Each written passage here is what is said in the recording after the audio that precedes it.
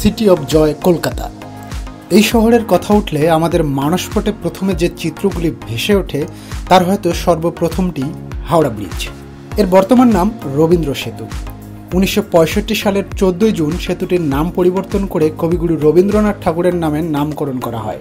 হুগলি নদীর উপর অবস্থিত এই সেতু কলকাতা ও হাওড়া শহরের মধ্যে সংযোগ রক্ষা করে আসছে বহু যুগ ধরে।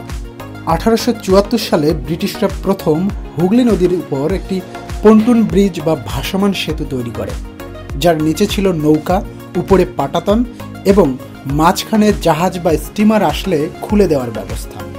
জাহাজ বা স্টিমার চলাচলের জন্য সেতুর মাঝখানে 200 ফুট খুলে দেওয়া যেত। পুরনো হাওড়া ব্রিজের নকশা বানিয়েছিলেন ব্রিটিশ শাসনামলের খ্যাতনামা প্রকৌশলী স্যার ব্র্যাডফোর্ড লেসলি। তবে ভাসমান সেতুর সবচেয়ে বড় বাধা হয়ে দাঁড়িয়েছিল জাহাজ ও স্টিমারের যাতায়াতের ব্যবস্থা করা।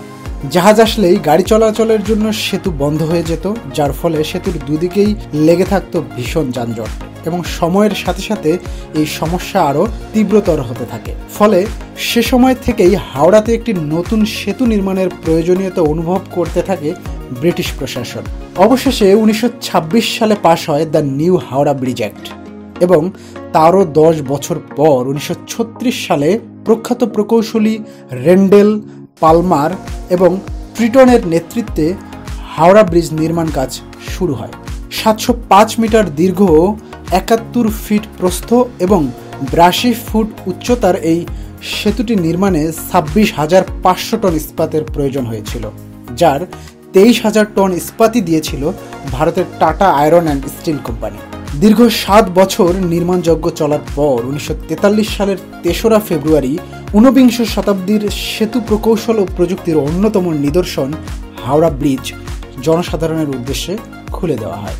এখন আসি এই ব্রিজের 5টি বিস্ময়কর ফ্যাক্টে, যা হয়তো আপনি আগে কখনো শুনেননি। নাম্বার 1, এই বিশাল ইস্পাতের তৈরি সেতুতে একটিও নাট কিংবা বল্টু ব্যবহার করা হয়নি, যেটা সত্যি আশ্চর্যজনক। নাম্বার 2, প্রায় 1 কিলোমিটারের কাছাকাছি দৈর্ঘ্যের এবং হাজার হাজার টন ইস্পাতে গড়া ব্যাপক ভারী এই সেতুর মাঝে একটি পিলারও দেওয়া হয়নি, যা সত্যিই ভাববার বিষয়। নাম্বার 3, সেতুটি তৈরির সময়ে এটি ছিল বিশ্বের 3য় বৃহত্তম ক্যান্টিলেভার ব্রিজ, বর্তমানে যার অবস্থান 7ম।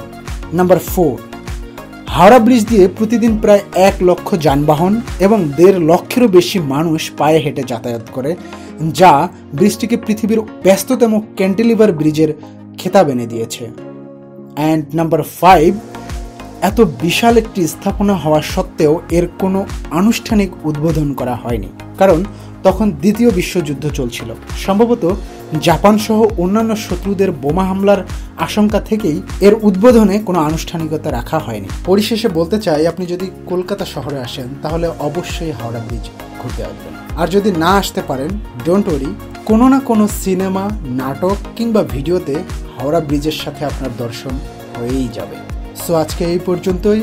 খুব শীঘ্রই দেখা হবে নতুন কোনো বিষয় নিয়ে নেক্সট ভিডিওতে।